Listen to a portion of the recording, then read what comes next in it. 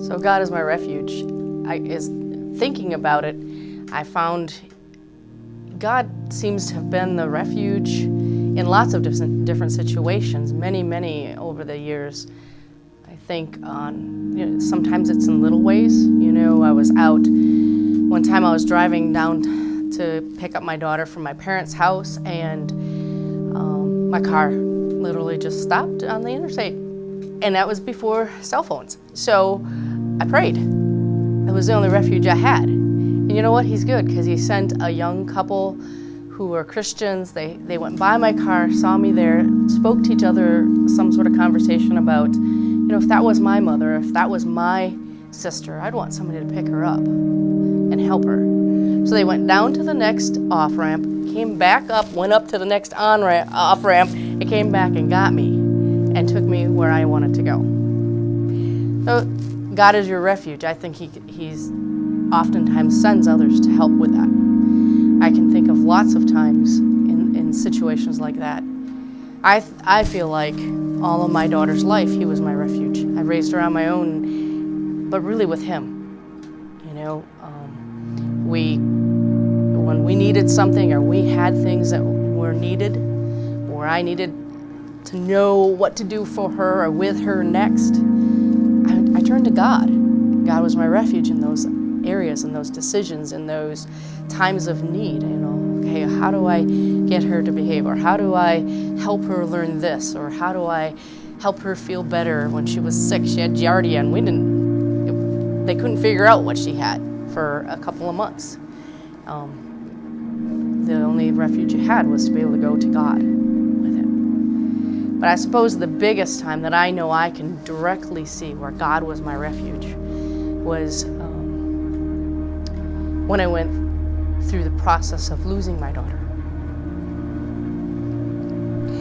In those times, He sent so many amazing people.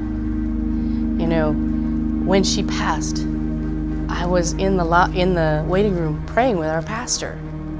Our pastor was there as a refuge.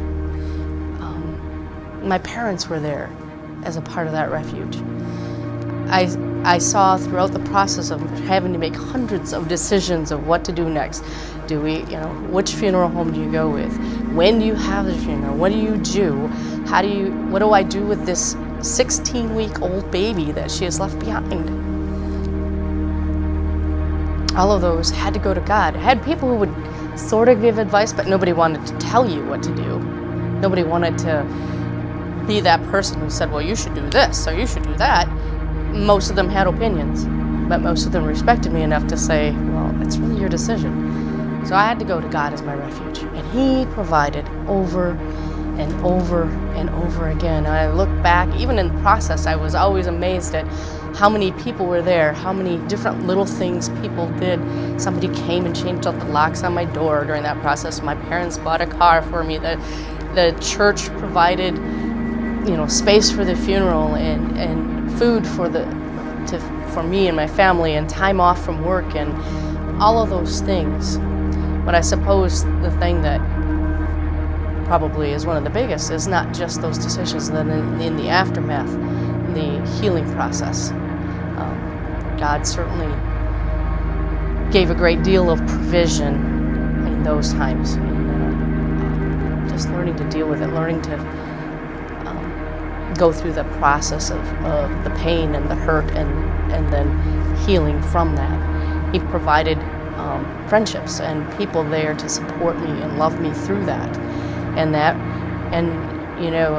people are great, and people do a lot of things, but in the end, it's because He's there as our refuge in those times. And so I just truly appreciate those things and many other things that He has brought me through. I dealt with the pain of losing a loved one, but then I found refuge.